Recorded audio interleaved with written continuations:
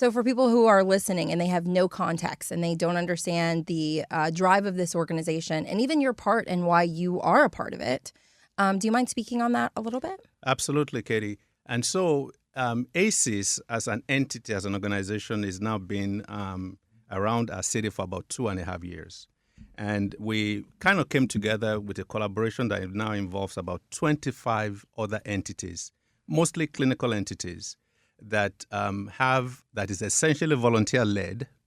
And the whole idea is to try and give clinical services to people who are uninsured in our community, folks who are underinsured, and more importantly, the unhoused. And that is the new terminology now for the homeless. They're not called homeless anymore. So the unhoused in our community that need clinical services, we started 2.5 years ago at Woodruff Park. And we went there with other clinicians to render those services at no cost to them. And this was services that was volunteered with people volunteering their time and talent. We were overwhelmed. We had over 500 men and women and children who were unhoused in this space that needed clinical services. So we gave blood pressure screening, we did diabetes screening, we did cholesterol screening, and we also were able to offer prostate cancer screening, the P.A.C.E.S, which is a simple blood test that men can have for prostate cancer in terms of screening to find out if they're at risk and if they need to have follow-up testing. So for every man out there who is over 40 years old, African American, the guideline is that you need to get that simple blood test every 12 months. If you're non-African American, the guideline is 50, except if you have a family history of a brother, a dad, or an uncle who was diagnosed with prostate cancer before age 65. Then you need to start it a little bit sooner. Simple blood test that will tell whether the PSA, which is a prostate-specific antigen, it's a hormone that the body makes, that the prostate makes, that goes into the bloodstream. And if it's high, it's an indication that we need to do additional testing. A lot of men know about the PSA, some others don't, but the bottom line is that it's not a foolproof test, but it's a very, very, very useful tool that helps us to tell who needs additional testing. So the whole idea behind the P.A.C.E.S is prostate cancer community engagement and screenings, because prostate cancer, Katie, is the most diagnosed cancer in men in America and worldwide.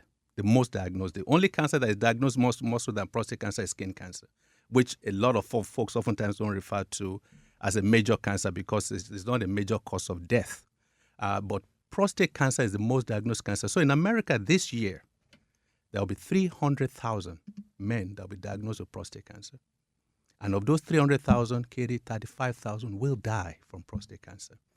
The numbers are large, but the good news, again, this is why we're big on it, Katie, is because if you diagnose it early, 100% cure rate with survival over 5 years is what the data shows. Absolutely. Just to piggyback off that a little bit, too many people in underserved communities are diagnosed with chronic diseases and cancers too late. And that's one of our major factors, making sure that we can provide that preventative care versus reactive care.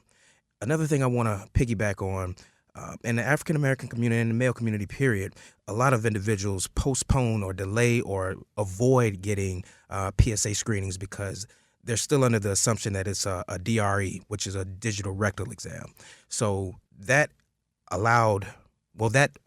caused many individuals to avoid the process, which ended up with prostate cancer or a cancer that's too late to be treated, or it's just been too advanced just because they didn't want to do that process. What Dr. Akintobi is explaining, we now have a blood test that needs to be plain and simple. It's now a blood test. The screening for prostate cancer is now a blood test. Now, after that, if those numbers come back elevated, then there are other exams that will be performed, whether it's the DRE or whatever the case may be. But to get the initial screening, it is a blood test that needs to be made plain and simple so that men will not be afraid and come. And it's just like any other blood exam that you're going to receive. And then ultimately we can avoid these issues where it's a complicated scenario of cancer where it could have been easily prevented.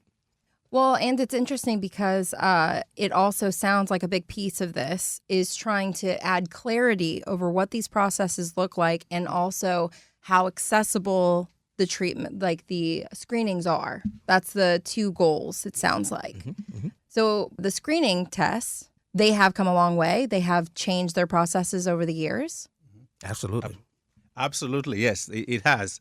Let me say very clearly here today that we're probably maybe 2 years or maybe a year to 2 years away from being able to do one blood test that might test for multiple cancers. We're not there yet, but the technology is moving very rapidly because as we speak now, you can do another blood test for colon cancer screening that's been FDA approved. Right.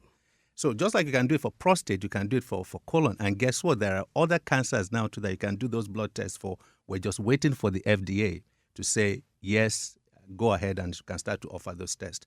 So simplicity, one makes it, and then accessibility, and then affordability. Being able to access this test and being able to get the testing done and then follow through on what happens. But the PSA has given us a tool that makes it easy enough to get the testing done.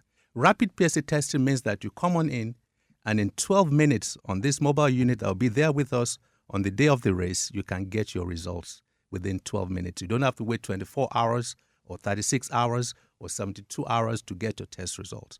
So the technology is improving on the day to make this testing easier and easy to interpret, and more importantly, to tell us too that oftentimes when something is abnormal with this test, it does not mean it's cancer. It just means you go on to the next stage of evaluation.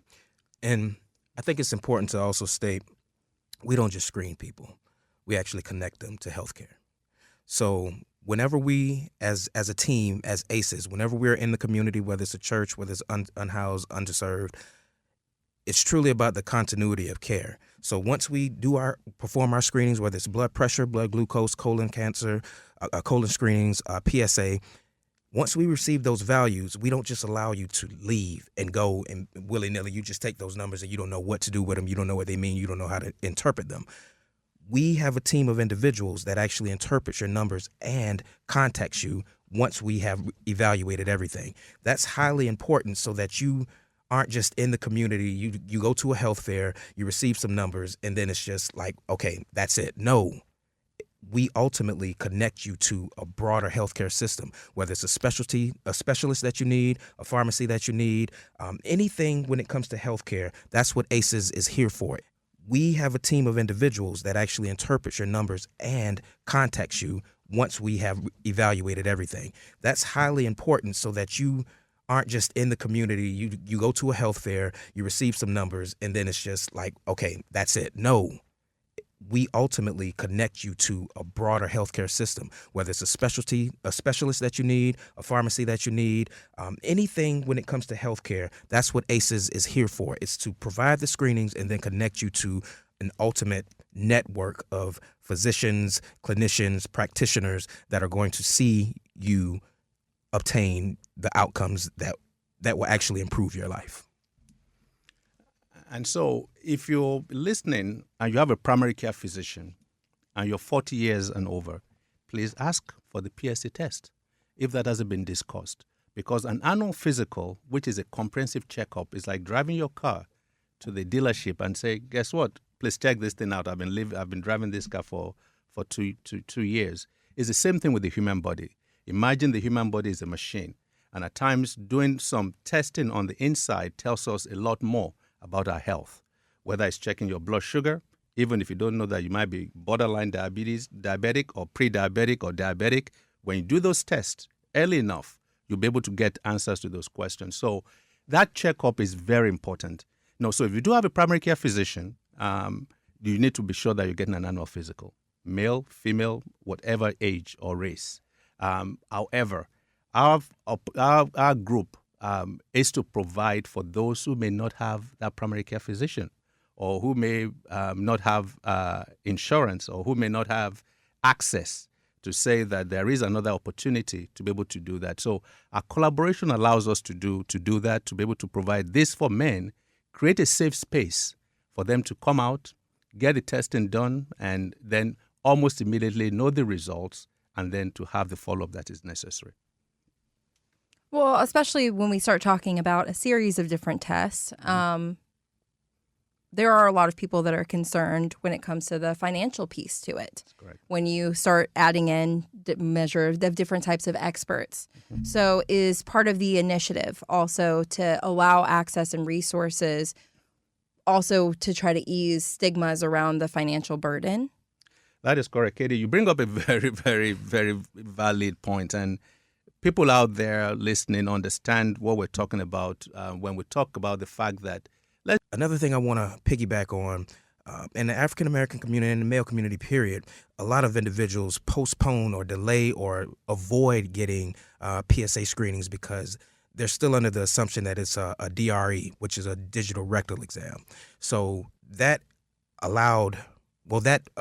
caused many individuals to avoid the process, which they ended up with prostate cancer or a cancer that's too late to be treated, or it's just been too advanced just because they didn't want to do that process. What Dr. Akintobi is explaining, we now have a blood test that needs to be plain and simple. It's now a blood test. The screening for prostate cancer is now a blood test. Now, after that, if those numbers come back elevated, then there are other exams that will be performed, whether it's the DRE or whatever the case may be. But to get the initial screening, it is a blood test that needs to be made plain and simple so that men will not be afraid and come. And it's just like any other blood exam that you're going to receive. And then ultimately we can avoid these issues where it's a complicated scenario of cancer where it could have been easily prevented.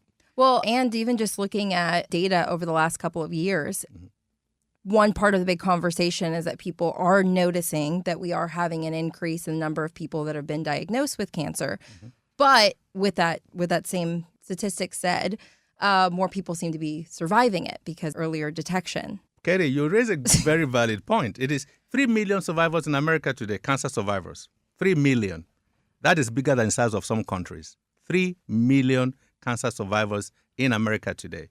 And so, yes, this needs to be celebrated because it means that the technology is now available. The key is early diagnosis. When you're able to pick this thing up very, very early, and you know that cancers, whatever the type is, stage from stage 1 to stage 4. Stage 4 is when it's really, really, really bad. Stage 1 is early stage, meaning it's just beginning. If you nip it in the bud, you move on with your life. Any form of cancer. So 3 million, over 3 million cancer survivors in America today. So it's a whole huge population. And we're hoping, of course, to see men and women who are prostate cancer survivors and breast cancer survivors. I have tons of them in my practice who are willing to tell their story, to know that men can see them and understand that there is life after that diagnosis. Yes, there are always concerns about, okay, how do you navigate all of that when you're a survivor? People now live 5, 10, 20, 25, 30 years after their diagnosis. So there's no question, to your point. We're diagnosing more, but many more are surviving as well. And so when you look at the number and we say that for prostate cancer specifically, 300,000 new diagnoses every year, and about 10% will die from prostate cancer. We're saying that that number needs to be much less if the diagnosis is early. And that's exactly the point. Let's push prostate cancer survivorship. Let's push those screening tools, make it affordable, make it accessible, and let's simplify it every way we can. And I think with the technology improving every single day, we're very close now, Katie. Mark this word, we're very close to where we can say you do a simple blood test and it can test for multiple cancers.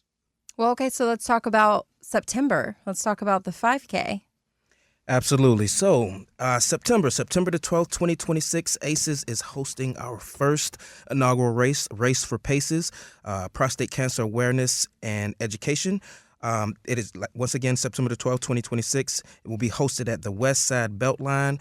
Dr. Akintobi and I have ran that a couple different times. It is a beautiful course, very flat, good for anybody who's a beginning runner or an advanced runner. We're actually hosting a 5K, a 10K. You can walk, you can run, either one. We just want any and everybody to come out to this race to support, especially if you are a survivor of prostate cancer. We have discounts for you all. For any students who want to participate who are in college, we have discounts for you all as well. All you have to do is register today at www.A2ACES.org. That's A2ACES.org. You can also go to Run Sign Up, where you can look for our race, which is Race for P.A.C.E.S. That's P.A.C.E.S.